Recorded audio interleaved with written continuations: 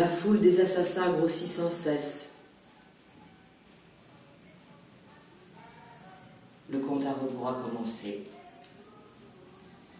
Je suis en route pour la mort.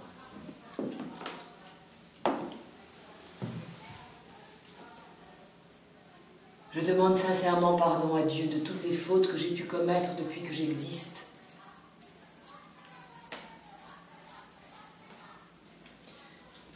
Et je pardonne à mes ennemis tout le mal qu'ils m'ont fait. Pouvez-vous, je vous prie, me donner un jupon de rechange? Le mien est tout taché de sang. Et on m'a dit qu'il faut mourir en blanc. Il faut sauver ce cahier, qui contient toute ma vie, depuis mon arrivée dans ce pays-ci, il y a 23 ans. Pour la vérité, pour la mémoire, pour mes enfants. Je me sens seule à Versailles. La splendeur des appartements me laisse indifférente. Je ferme les yeux et je vois mon cher Schönbrunn. Je pense à maman, à mes frères, à mes sœurs, qui m'appelait Antonia, alors qu'ici je suis devenue Marie-Antoinette. À l'abbé de Vermont, qui m'apprenait l'histoire de France, pendant que je m'entraînais à marcher bien droite, avec des livres sur la tête, dans la perspective d'acquérir une allure royale. Je pense à mon petit chien, à mes poupées, à mes leçons équestres, à mes promenades en traîneau, et j'ai envie de pleurer. Je ne peux pas. Comme si mes larmes avaient gelé dans mes yeux. Ici, il faut faire attention à tout ce qu'on dit, à tout ce qu'on fait. On est toujours habillé.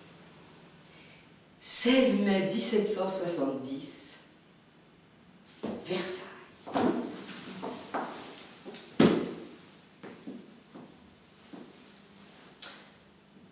Lorsque j'ai, pour la première fois, traversé la fameuse galerie des glaces, au milieu d'une foule curieuse et admirative de moi, je croyais entrer dans un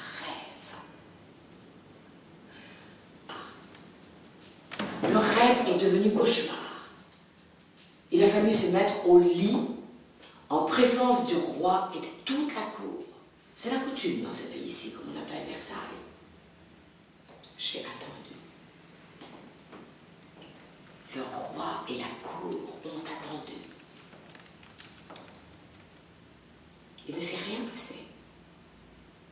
Rien du tout. J'ai fini par m'endormir. Et lorsque je me suis réveillée, mon mari était parti depuis longtemps.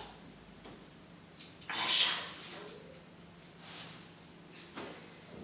Quelle humiliation. Dans ce pays-ci, à Versailles, je me lève à 10h ou à 9h30. Et ayant dit mes prières du matin, je déjeune et je cours chez mes tantes, où se trouve l'endroit. À 11h, je vais chez moi, me coiffer. À midi, on appelle la chambre. Tout le monde peut entrer. Je me lave les mains et je mets mon rouge devant tout le monde. Et puis les hommes sortent et je finis de m'habiller devant elles. Après, nous allons à la messe. Après la messe, je suis mon mari dans son appartement. Et puis, s'il est occupé, je rentre chez moi, où je lis, j'écris, où je travaille. J'ai fait une veste pour le roi, qui hélas n'avance guère, mais j'espère qu'avec la grâce de Dieu, elle sera finie d'ici quelques années. À 3h, je retourne chez mes tantes. À 4h, l'abbé vient chez moi. Pardonnez-moi mon père, parce que j'ai péché. À 5h, arrive le maître de clavecin.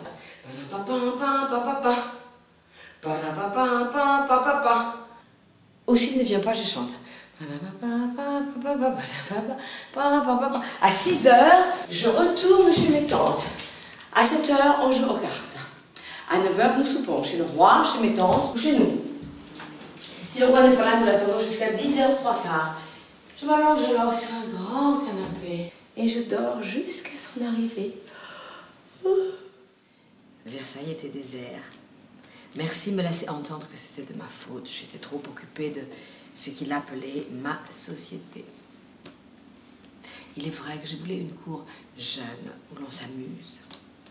Les vieilles du palais, les siècles et l'école montée n'y avaient plus leur place. Peu m'importait les services qu'ils avaient rendus à la monarchie.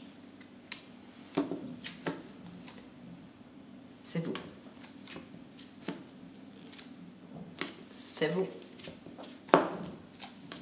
C'est moi. Bataille.